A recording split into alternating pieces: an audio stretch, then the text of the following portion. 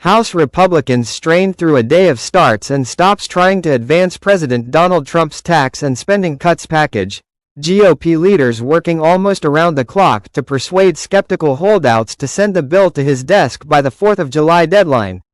A procedural roll call that started late Wednesday night was held open into Thursday morning as several Republicans refused to give their votes. With few to spare from their slim majority, the outcome was in jeopardy. House Speaker Mike Johnson had recalled lawmakers to Washington, eager to seize on the momentum of the bill's passage the day before in the Senate, and he vowed to press ahead. "Our way is to plow through and get it done," Johnson said, emerging in the middle of the night from a series of closed-door meetings. He expected votes later Thursday morning. "We will meet our July 4th deadline." But as voting stalled, Trump, who hosted lawmakers Wednesday at the White House and spoke with some by phone, lashed out in a midnight post.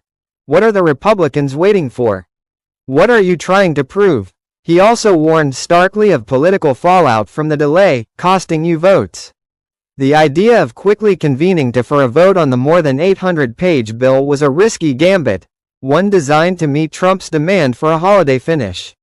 Republicans have struggled mightily with the bill nearly every step of the way, often succeeding by the narrowest of margins, just one vote. Their slim 220 to 212 majority leaves little room for defections. Several Republicans are balking at being asked to rubber stamp the Senate version less than 24 hours after passage. A number of moderate Republicans from competitive districts have objected to the Senate bill's cuts to Medicaid, while conservatives have lambasted the legislation as straying from their fiscal goals.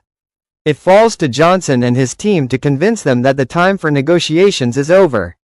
They will need assistance from Trump to close the deal, and lawmakers headed to the White House for a 2-hour session Wednesday to talk to the president about their concerns. The president's message was, "We're on a roll," said Representative Ralph Norman, RSC. He wants to see this. Republicans are relying on their majority hold of Congress to push the package over a wall of unified Democratic opposition. No Democrats voted for bill in the Senate and none were expected to do so in the House. "Hell no," said House Democratic leader Hakeem Jeffries, flanked by fellow Democrats outside the Capitol. In an early warning sign of Republican resistance, a resolution setting up terms for debating Trump's bill barely cleared the House Rules Committee on Wednesday morning. As soon as it came to the full House, it stalled out as GOP leadership waited for lawmakers who were delayed coming back to Washington and conducted closed-door negotiations with holdouts. By nightfall, as pizzas and other dinners were arriving at the Capitol, the next steps were uncertain.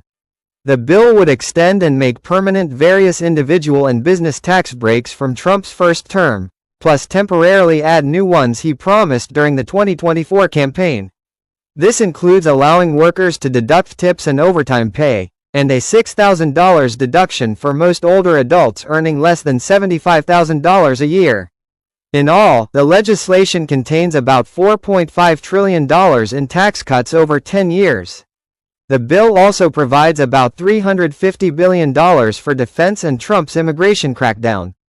Republicans partially pay for it all through less spending on Medicaid and food assistance.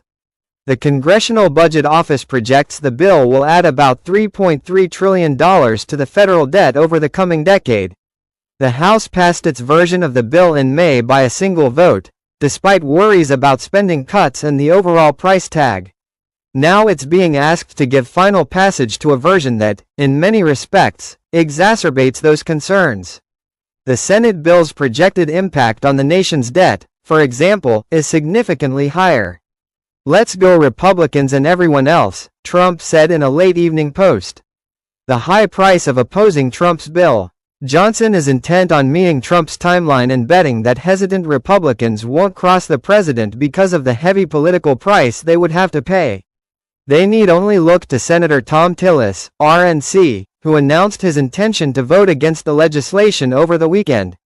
Soon, the president was calling for a primary challenger to the senator and criticizing him on social media. Tillis quickly announced he would not seek a third term. One House Republican who has staked out opposition to the bill, Representative Thomas Massie of Kentucky, is being targeted by Trump's well-funded political operation. Flanked by nearly every member of his caucus, Democratic leader Jeffries of New York delivered a pointed message, with all Democrats voting no, they only need to flip 4 Republicans to prevent the bill from passing.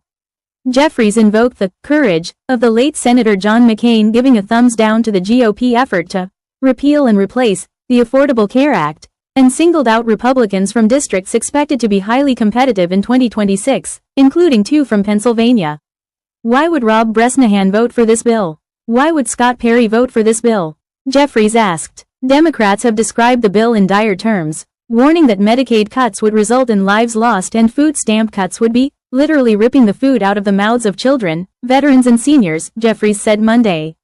Republicans say they are trying to right-size the safety net programs for the population they were initially designed to serve, mainly pregnant women, the disabled and children, and root out what they describe as waste, fraud and abuse. The package includes new 80-hour-a-month work requirements for many adults receiving Medicaid and applies existing work requirements in the Supplemental Nutrition Assistance Program, or SNAP, to more beneficiaries.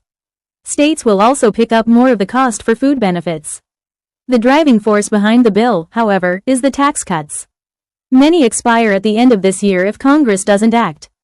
The Tax Policy Center, which provides nonpartisan analysis of tax and budget policy, projected the bill would result next year in a $150 tax break for the lowest quintile of Americans, a $1,750 tax cut for the middle quintile and a $10,950 tax cut for the top quintile. That's compared with what they would face if the 2017 tax cuts expired.